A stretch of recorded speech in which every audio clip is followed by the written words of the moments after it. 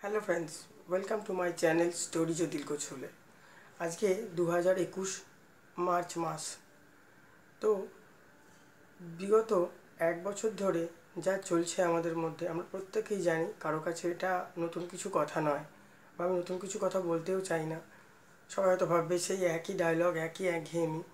কিন্তু আজকের দিনে দাঁড়িয়ে কোথাও না কোথাও সেই পুরনো দিনকে একটু হলেও আমাদেরকে মনে রাখা উচিত।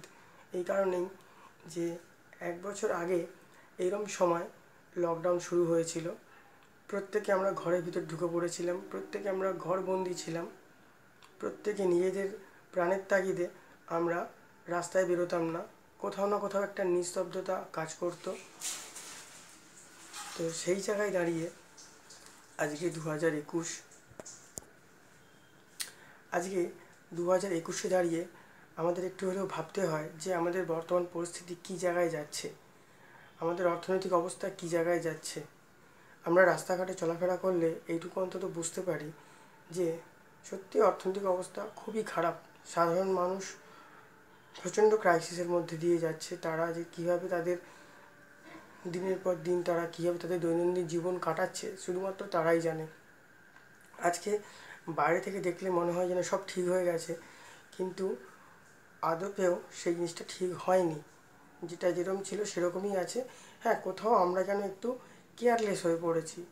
রাস্তায় দেখলে দেখা যায় যতজন রাস্তায় আমরা হাঁটাচলা করছি তাদের মধ্যে 60%-এরও বেশি লোক এখন মাস্ক পরে না। করোনা নিয়ে তো ভাবেই না, আর ভাববেই বা কেন? তাদের জন্য তো কেউ ভাবছে না। কেন? তাদের প্রত্যেকের মাথার উপর একটা দায়িত্ব আছে, কর্তব্য আছে, সংসার আছে, চাকরি আছে।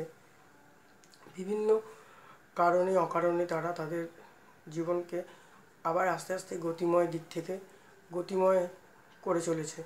কিন্তু করোনা তো এখনও আছে। তাহলে উপায় একটাই, যেহেতু গভর্নমেন্ট আমাদেরকে টিকা দিচ্ছে, প্রত্যেককে টিকা নেওয়া উচিত। আস্তে আস্তে সেই জায়গাটাকে টিকা নিলে যাতে আর করোনাটা আমাদের মধ্যে না আসে, তাই জন্য টিকা প্রত্যেককে নেওয়া উচিত। অনেকে হয়তো ভয় পায় যে টিকা নিলে যদি কিছু হয় বা যদি আরও কিছু ক্ষতি হয়। আমি বলবো না, আমার নিজেরও এখনও নেওয়া হয়নি, আমিও নেব, খুব তাড়াতাড়ি নেব। কেন? সবাই তো নিচ্ছে।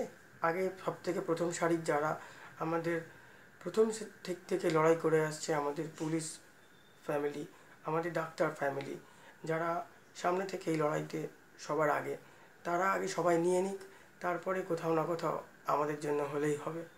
কিন্তু আগে তারা প্রতিনিয়ত যুদ্ধ করে গেছে। এই করোনা যুদ্ধের সময় তারা দিনরাত এক করে দিয়েছে। তারা নিজের ফ্যামিলির কথা ভাবেনি, তারা শুধু ভেবেছে আম জনতার কথা, আমাদের মতো দেশবাসীর কথা। তো আগে কোথাও না কোথাও তারা সম্পূর্ণভাবে সুস্থ থাকুক, ভালো থাকুক, তারপরে নয় আমরা থাকবো।